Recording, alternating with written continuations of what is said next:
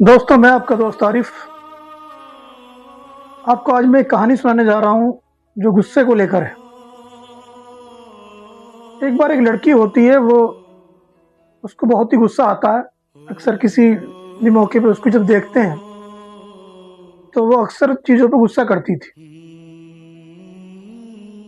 उसके पेरेंट्स ने उसको बहुत समझाया कि ये गुस्सा करना अच्छी चीज़ नहीं है, ये बहुत नुकसानदेह चीज़ है, लेकिन वो कंट्रोल करने के बावजूद भी बहुत गुस्सा करती थी और छोटी छोटी चीज़ों को लेकर तो अक्सर बिगड़ जाती थी।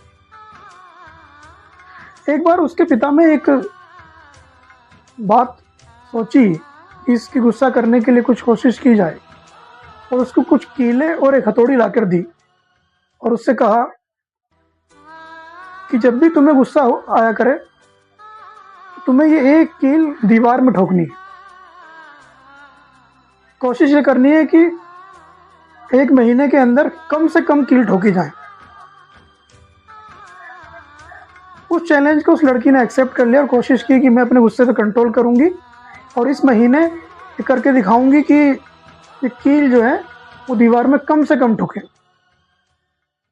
उस टास्क का टाइम शुरू हो गया और जैसे उसको गुस्सा आता था, उससे कंट्रोल नहीं हो पाता था, तो वो एक कील लेती और दीवार में ठोक देती। ऐसे ही दिन निकलते रहे। जब उसे कभी गुस्सा आता, वो कील लेती और दीवार में ठोक देती। जब एक महीना कंप्लीट हो गया तो उस दीवार के अंदर तकरीबन 60-70 कीलें ठुकी हुई थी।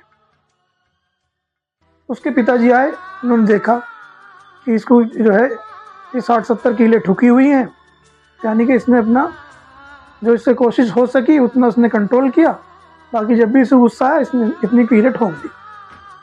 उसके पिताजी ने कहा कि अब बेटा इन कीलों को आप बाहर निकालो इस दीवार से। तो उस लड़की ने उस कीलों को जो है दीवार से बाहर निकालना शुरू कर दिया।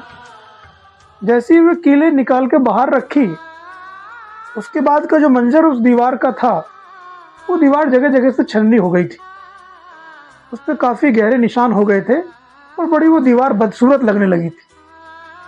उसके पिता ने समझाया कि हम तो गुस्सा करके चले जाते हैं किसी के ऊपर, लेकिन उस आदमी का हाल भी इसी तरह होता है कि जिस पर हम गुस्सा करते हैं वो भी इस दीवार की तरह बदसूरत हो जाता और उसके निशान एक लंबे वक्त तक उसके अंदर रहते हैं।